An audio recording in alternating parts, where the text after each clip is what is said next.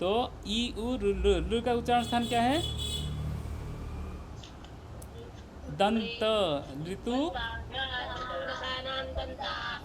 लृ का उच्चारण स्थान दंत है, इसको याद रखिएगा क्योंकि इसका ज़्यादा बहुत ज़्यादा प्रयोग नहीं होता। लृ का क्या है? दंत है। ठीक है। हाँ, और देखिए अभी एक ये 5 हो गए आपके, यही सब पिता माता है। ठीक है। ये अ जो है ये इसको बोलते हैं, ये जो है ब्रह्म है। ठीक है। ई जो है माया है। इन दोनों के मिलन से फिर आगे सारी सृष्टियाँ होती है। ठीक है।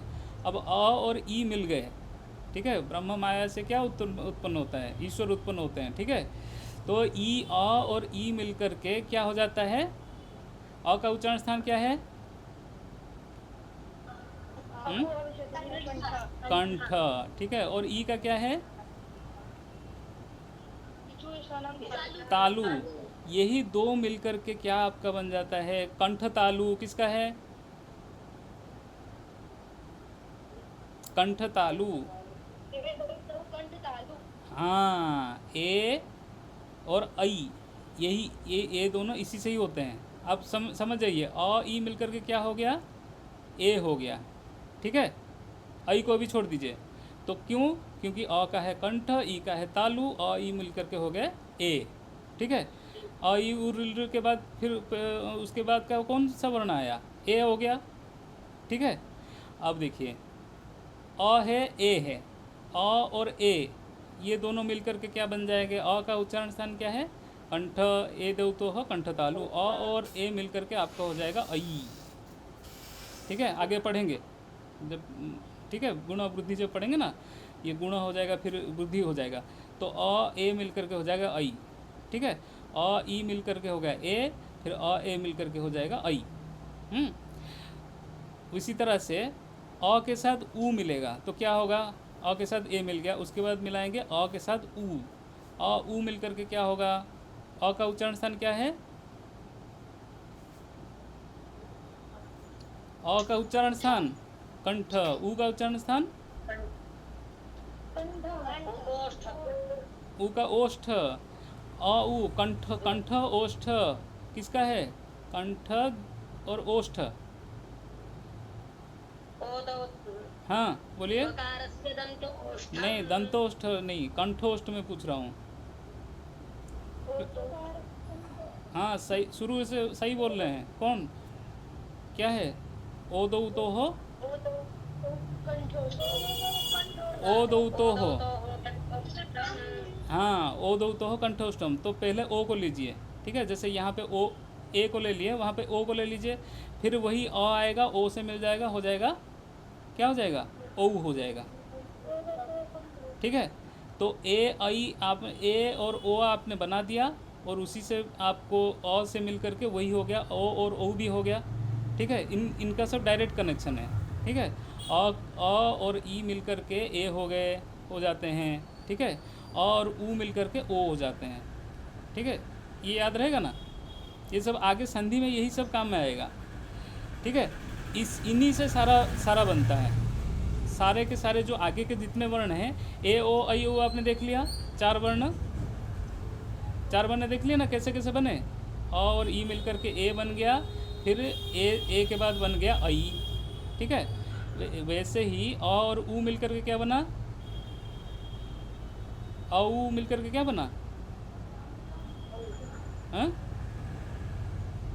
ओ बना ना, ओ बना। और अ और ओ मिलकर के बन गया ओ। ठीक है। तो अ ई उ रू के बाद ए आई ओ मिल गए, ये सारे हो गए स्वर वर्ण। इनको क्या बोलते हैं? स्वर वर्ण। इन्हीं के ही संधि को बोलते हैं स्वर संधि। ठीक है। अच संधि, ये सब स्वर अच वर्ण है, तो यही सब स्वर वर्ण है।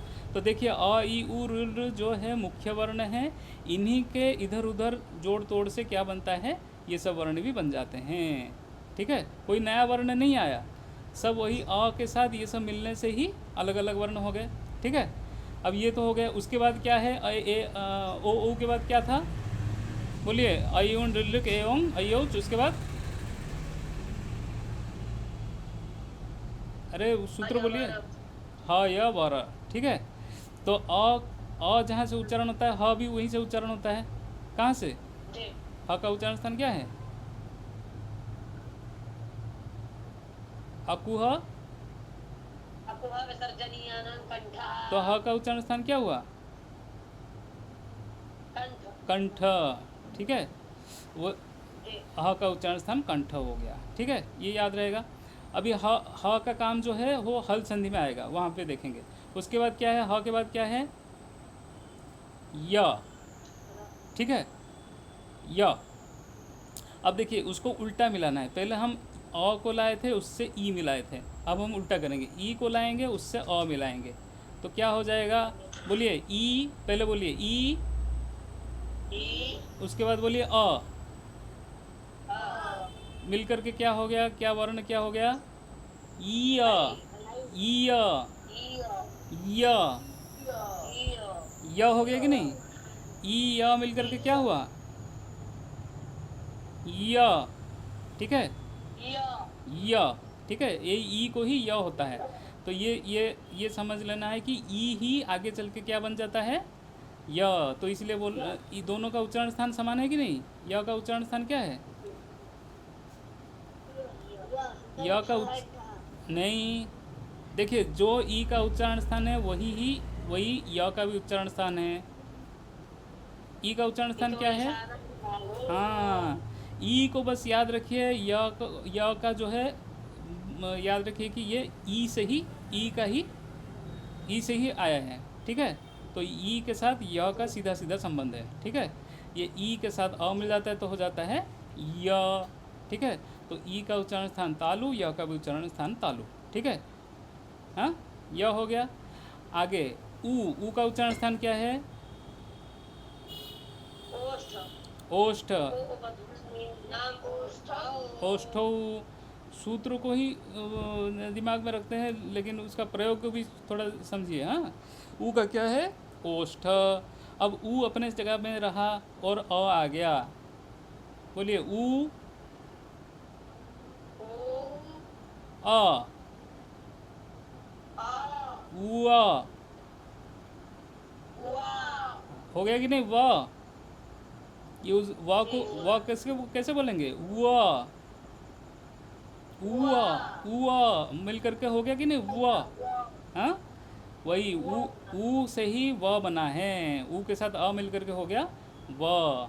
ठीक है, ई से क्या बना था? ई के साथ य मिलाएंगे। ठीक है, इसको याद रखिएगा। ई के साथ य मिलाएंगे, अ मिलाएंगे तो हो जाएगा य। ठीक है, ऊ के साथ व मिलाएंगे, क्या ऊ से बनेगा व। ठीक है, हाँ, और री के साथ अ मिलाएंगे, री रहेगा अपने जगह में, अ आएगा उसके साथ मिलेगा, क्या हो जाएगा? र। र हो जाएगा। ठीक है, ठीक है, र अ मिल करके वही री जैसा उच्चारण होता है, र का भी वैसा ही उच्चारण होता है ना, ज़्यादा कठिन थोड़ी है। अरे री का भी मूर्धा है और ऋतु रसाणाम, री का भी मूर्धा है तो र का भी मूर्धा है, तो दोनों मूर्धा से उच्चरित होते हैं। तो री र, बोलिए री र, री र। हो गया। ऐसे ही ल ल,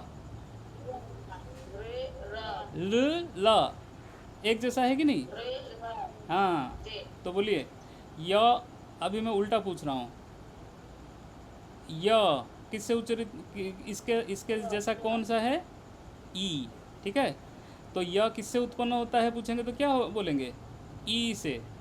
ठीक है, ई अ य, बोलिए।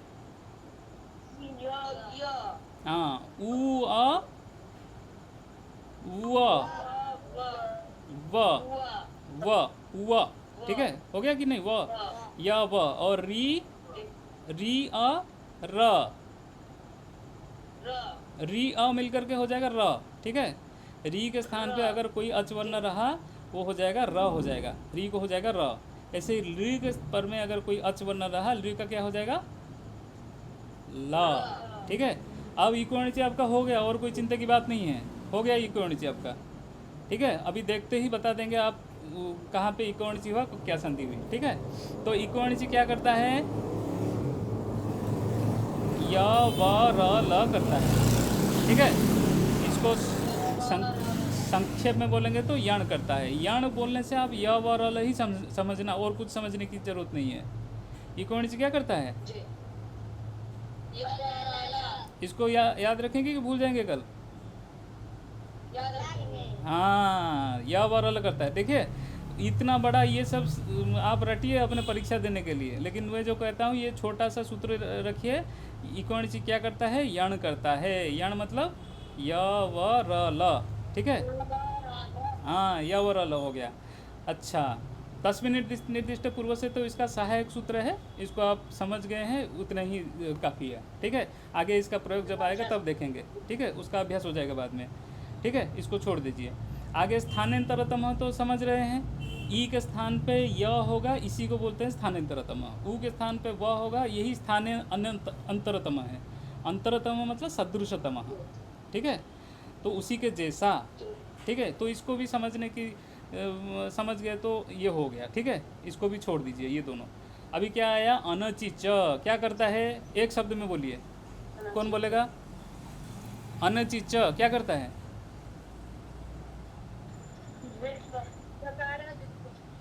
इतना नहीं, बस द्वित्व करता है, इतना याद रखिए, ठीक है।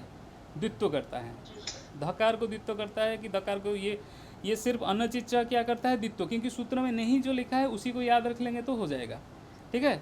अनचिच क्या करता है? द्वित्व करता है, ठीक है, और कुछ नहीं। आगे पीछे फिर जोड़ के आप बता देंगे। अचः परस्य यरो द्वे वास्तः, ये इसको रटिए, ठीक है। लेकिन संक्षेप में याद रखने के लिए अनचिच क्या करता है? द्वित्व करता है। बस, अनचिच क्या करता है?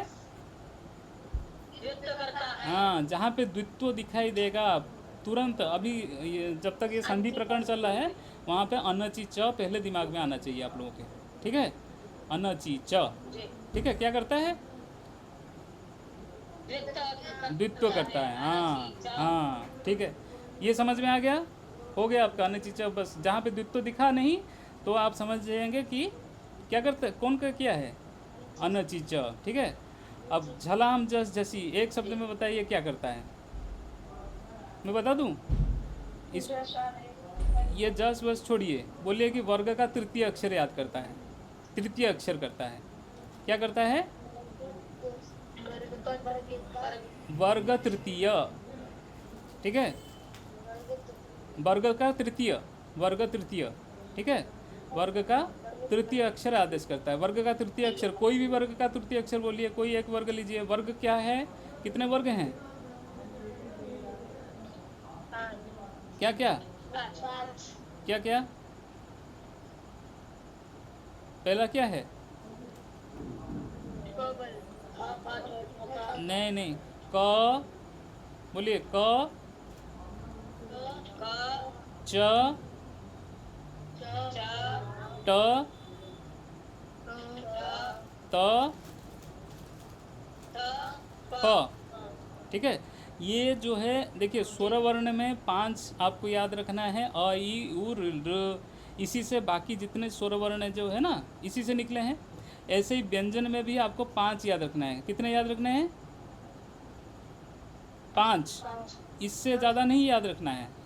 क आपको याद रह गया, ठीक है, तो क के बाद क्या होता है? ख भी आपको याद रह जाएगा, ठीक है। क का दूसरा क्या है? कवर्ग का दूसरा ख है, ठीक है। कवर्ग का तीसरा क्या है?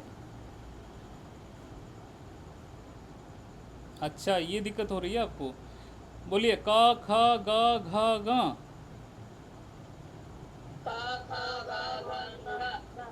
ठीक है। देखिए, दूसरा और चौथा, 2 और 4, ये दोनों जो है आपका महाप्राण है। क्या है? महाप्राण। ख और घ ये दोनों में ज़्यादा हवा लगती है, ठीक है। तो क बोलेंगे और ज़्यादा हवा लगा करके बोलेंगे, ज़्यादा प्राण लगाएंगे तो क्या हो जाएगा? ख और घ, ठीक है। क्या क्या होगा? क्या क्या होगा? क्या होगा? बोलिए, ख और घ। ख हो जाएगा दूसरा, घ हो जाएगा चौथा, ठीक है। और ग जो है क के जैसा, ये भी अल्प प्राण है। क और ग दोनों अल्प प्राण हैं, ठीक है। क ग बोलिए, क के जैसा ग, ठीक है, अल्प प्राण। और महाप्राण क्या हो जाएंगे? ख और घ, ख हो जाएगा दूसरा, घ हो जाएगा चौथा, ठीक है। और उसमें अगर घंटी लगा देंगे क्या हो जाएगा? ग, ठीक है, अनुनासिक हो जाएगा ग, ठीक है। और जितने भी अनुनासिक हैं सारे हो जाएंगे वर्गों के पंचम। कोई भी अनुनासिक वर्ण आपको सुनाई दिया तो समझ जाएंगे ये वर्ग का कौन सा वर्ण है? पांचवा, ठीक है। तो क्या क्या वर्ग का पांचवा क्या क्या है बोलिए? यमगणनम, सूत्र याद है कि नहीं? यमगणनम, यही है घंटी, ठीक है। शिव जी का जो डमरू है ना, डमरू में घंटी भी लगी है, ठीक है। डमरू में ये यहाँ पे एक छोटा काला धब्बा है, ठीक है, ऐसा होता है ना डमरू, तो उसमें घंटी भी लगी है, यहाँ पे घंटी सब जुड़ी। यही है पांचवा वर्ण, क्या है? यम हाँ गणनम, ठीक है, टिन टिन टिन टिन आवाज़ आती है ना, यही है यमगणनम। वर्ग का पांचवा अक्षर क्या है? हाँ, और बीच में बजाएंगे तो क्या शब्द आएगा? गजड़ दब, ठीक है, हाँ गजड़ दब, हाँ। और साइड में ये हो जाएगा तो ये सब क्या है? ये खछट थप, ख फ छ ठ थ और ख फ छ ठ थ, ये क्या है? और कचट तप और खचट तप जो है ये क्या है? ये कौन से वर्ण होते हैं? ये वर्गों का कौन सा प्रयत्न होता है? ये नहीं, खर और हश, इसको याद रखने के लिए मैंने बोला था ना, बाह्य प्रयत्न जो है एक तो खर होगा या तो हश होगा, ठीक है। हश में आ जाएंगे ह से लेकर के जबगड़ दस तक 5 4 3, हयवरला 5 4 3। और खर में आ जाएगा कचट तप, खचट तप और शश, ठीक है, इसको याद रखें, ठीक है। अभी वो सब छोड़िए, अभी वो सब छोड़िए। झलाम जस जैसी क्या करता है? अभी बोलते बोलते भूल गए, बोलिए। इसमें कितने अक्षर हैं, कितने शब्द हैं? 1 2 3, तो ये करता है वर्ग का तीसरा, ठीक है। झलाम जस जैसी वर्ग का इसको नहीं भूलना, ठीक है। झलाम जस जैसी वर्ग का तीसरा। अनजीच क्या करता है? द्वित्व करता है, तुरंत बोलना चाहिए। इको अणिच क्या करता है? यावरला, ठीक है, यावरला, इसको बोलेंगे यण करता है। यण मतलब यावरला करता है, ठीक है। इतना समझ में आ गया? हाँ, आज के लिए इतना ही काफ़ी है। ये 3 सूत्र जो है इसको अच्छे से समझ जाइए, ठीक है। बाकी सूत्र जो है इसी से घटाएंगे। और आप लोगों ने देखा था, गुरुकुल वालों ने देखा था वो जो भेजा था आपको, प्रश्न जो भेजा था, उत्तर किए थे उसका? नहीं देखे होंगे, देखे थे? ठीक है, मैं और कुछ भेज दूंगा उसको। कल से 3 दिन का अध्याय है, ठीक है। इसको अच्छे से आप लोग अभ्यास कर लेना। ये मध्वरी धात्रांश अगर इसको अच्छे से समझ जाएंगे, उसके साथ जो है मैं भैमी का भी भेज दूंगा, जो अभ्यास के लिए जो भेज दूंगा उसको भी प्रैक्टिस करना, ठीक है। और यहाँ तक सारा सूत्र आपको याद रहने चाहिए। और पीछे का भी इसको बार बार आवृत्ति करते हैं कि नहीं? आपको रोज करते हैं। इसका तुल्य से प्रयत्नम सवर्णम, इसको हमेशा याद रखना है रोज़, जब तक ये संधि प्रकरण ख़त्म न हो जाए इसको बार बार आवृत्ति करना है, ठीक है। रोज़ आपका काम है अणुदित सवर्ण से चा प्रत्यय, और ये वाला सूत्र क्या है? तुल्य से प्रयत्नम सवर्णम, ये 2 सूत्र को रोज़ आवृत्ति करना है। बाकी सब छोड़ दीजिए, ठीक है। बाकी सब छोड़ करके यही 2 सूत्र का आप याद कर लेंगे तो आपका संधि में ये इसी का ही ज़्यादातर काम है, ठीक है। नृत्तावसाने नटराजराजो ननाद ढक्कांग नव पंचवारम उद्धर्तु कामः सदकानि सिद्धा निर्तद्विमर्शे शिवसूत्रजालम। ठीक है, नमो नमः जी।